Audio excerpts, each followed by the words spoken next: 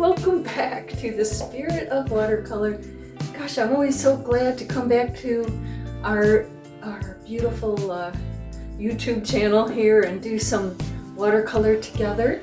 And so thank you, new subscribers. Welcome, welcome, welcome. I'm really thankful that you're here and joining us and learning, about the nature of watercolor, how it works, what watercolors really do, and the, like I say, the spiritual nature. It's like the paints are coming from pigments from the earth, and some are man-made too, of course, these days, but Daniel Smith is one of my favorite brands, and some of the other brands too I'll mention are doing some more natural pigments, which really connect us, I think, to nature, right? I mean, really physically, if it's made from the rock and the earth or whatnot. So thank you for coming, and let's talk about our next wonderful, fun video.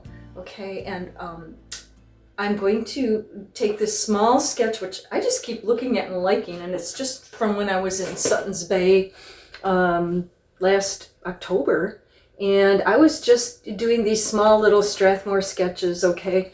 And sometimes they come out and sometimes they don't. That's the thing about sketches, right? Or you like something about them and you want to transfer that to larger paper.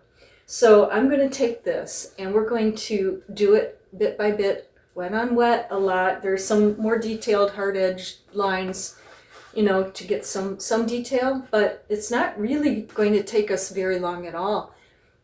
And that's my goal, is to help you to get your watercolors to be bright and gorgeous watercolors, right? And show those transparencies, but also let the watercolors flow when they should, and detail out, this might have minimal detail, but I'll bring in more detail, like in this one, which is still drying because I'm just kind of making another sketch, only larger.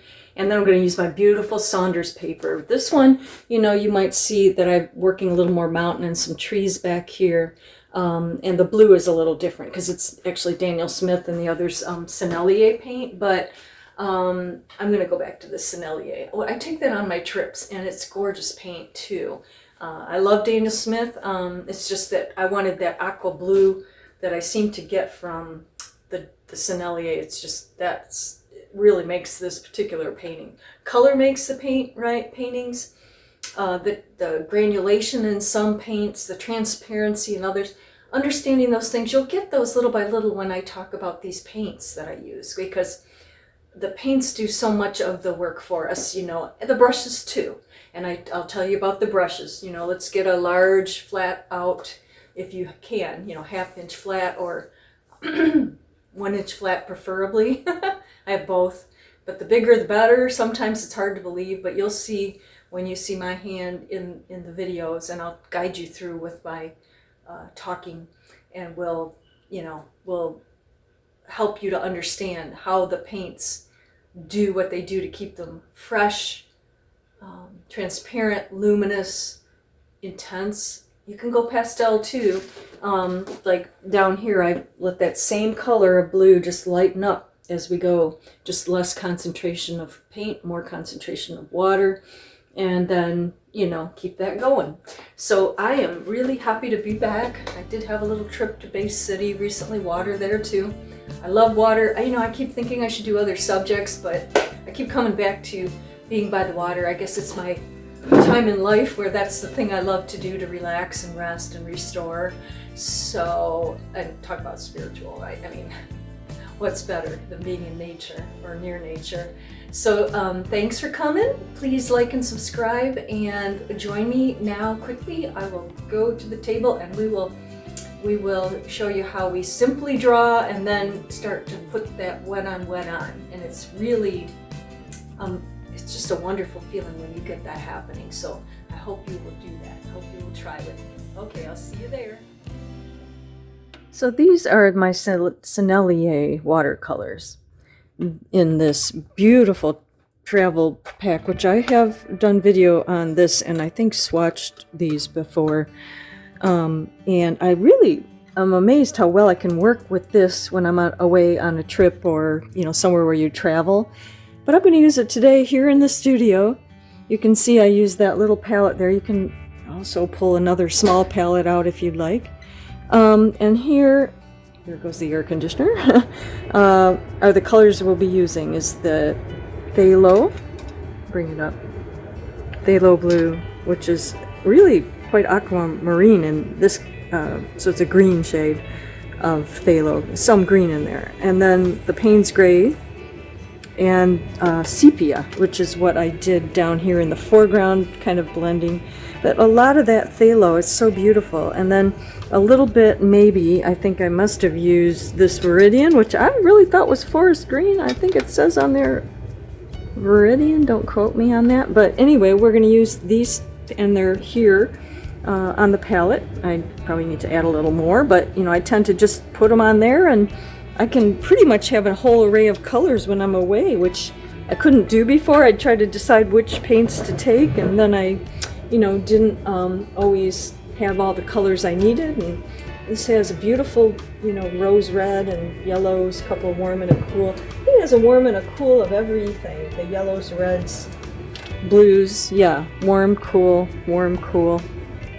of each, which is really nice until we get past the greens. There's a warm and a cool, I guess you could say, or at least a light and a dark. And then we have a sort of a burnt sienna, and then we have the sepia, so that's probably the warm and the cool of that. And then I think this Payne's Gray is supposed to be over here. Actually, it's like your darkest dark in the palette, which is not black, but can get pretty dark. Okay, all right. So here we're going to wet the paper on the top, and we will just use clear water and a big brush, big mop brush, and then we'll come in and start the sky with the blue and some gray, but again, a very strong concentration of that blue, that phthalo blue, coming in from the top. I think I'm using my pointed round, but it's a large pointed round. You could use a flat brush and get maybe even more information across better. It's just I'm using a smaller pad of paper right now, so sometimes I like to go a little smaller. Here's the mop brush, wet on wet, water. We begin. And then we bring in this incredible, beautiful blue, and it's going to look stronger than the sketch. It looks like the sketch has either been fading, or I'm just really using a lot stronger blue here. I don't know that the Saunders paper will hold this blue. We'll see as we, you know, get through. I may have to add more strong color as it soaks into this paper. It really soaks up color for some reason. It's a beautiful paper, but you have to keep that in mind with Saunders, which art just doesn't do quite so much. But I'm finding I'm liking the Saunders better lately. Okay, here we go. Really wet, putting it on, right? Fast and clean and fresh, letting it run in the water. Like I said, I think you'll really enjoy this. And it gets a little out of control, but sometimes you got to come in with a paper towel, or you've got to, you know, move things around a little bit and let it soak some more and keep on going. Did I mention this is sped up some? Not super a lot, but sped up so you can kind of see it quickly. And sometimes it's better that way because it also keeps me away from laboring over it. It reminds me just to get it on there. When I see it fast approach this way, it reminds me to do it that way, even though I don't really paint that fast, not that fast. I'm pulling out a smaller flat brush here, bringing in the water at the bottom. Clear water, and we're working on the water now, and so that's pretty exciting too. Again, strong concentration, same color. I did add some of the Payne's Gray up there. I don't know if I mentioned that. Yes, I did at the top. It didn't show up a whole lot, but I'm trying to add a little bit of drama into that sky. It's a bit of a volatile sky, maybe, you know, but it's like it can be so beautiful when the weather's a little bit ominous, which it was on our trip recently to Saginaw Bay. We had a lot of wild wind over the water there. Yeah, I'm just pulling that in, and a little dry brush if it happens in there, leave it in. It looks good, right? You can see that water flowing, and you let the paints do the water flow for you because they just naturally do that, right? Instead of trying to do every little bit by a brush stroke by brush stroke, right? Just pull it in over the wet on wet, over the watery paper. Okay, bringing in a little bit of tree action there. I pull in this green, that's a Viridian, I guess. It's Sennelier paints are so gorgeous and rich, and I was coming in with those, just kind of hinting at trees, and mountains are going to come in there too. So yeah.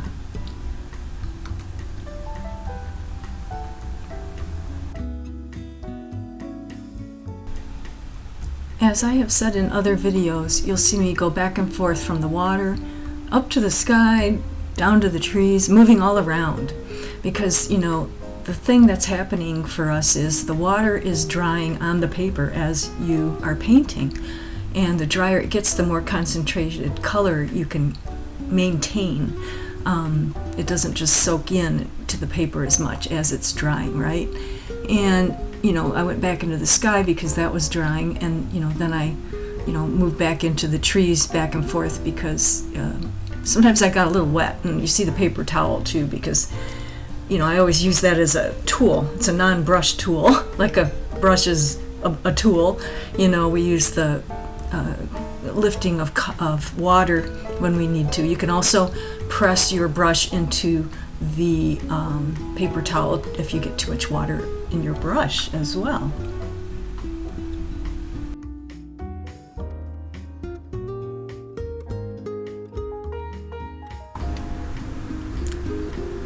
And you can leave the trees rather ethereal, not detailed, or you can add more in later or as you go, as the paper dries. You can bring in, more detail. I'm pulling in some mountainous background and going back in the water sometimes.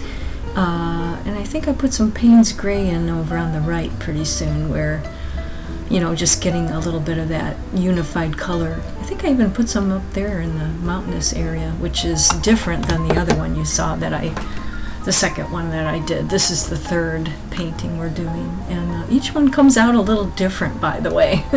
And that's okay. I'm not trying to replicate by doing these over. They always come out just somewhat their own piece, and I think that there's something to be said for that. I don't want all my paintings the same, and no matter what I do, they never come out exactly the same. Yep, there's the Payne's gray there. And yeah, I love those spraying of the aqua blue paint there, the phthalo. It just kind of does its own thing. And here you can see that we have, I put a little more of the other colors in there, the blue and the green and the Payne's gray into that blue, and then just really fanned it out at the bottom to get lighter and lighter toward the foreground. And so as I'm finishing, I'm not putting in the foreground like I did in the sketch, because it may be just enough like this, matted up. Maybe with a dark inner matte or something, or you could add a foreground, which is the colors I used here, or the sepia like I did in the sketch. But at this point, I kind of feel like it's pretty finished. It's effective as a very dramatic water scene, like I saw at Saginaw Bay when it was just rainy and windy. So I hope you enjoyed this video, and I hope this has been helpful and helping you to grow in your watercolor skills and abilities and enjoyment of this wonderful medium, isn't it? So I thank you for joining me and subscribing, and let's keep going on our journey, this most spiritual journey of watercolor in this channel called The Spirit of Watercolor, and I hope to see you real soon. Thank you.